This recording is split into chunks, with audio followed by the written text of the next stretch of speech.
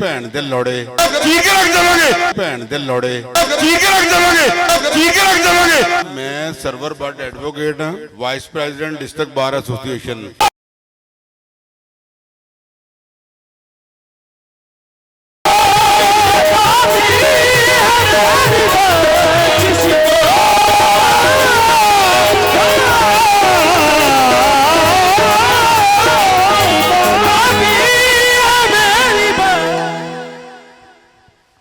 यार जिन्ने भी दोस्त इतने बैठे हैं ना, मैं कुछ लोग मैनू जानते होंगे, कुछ नहीं।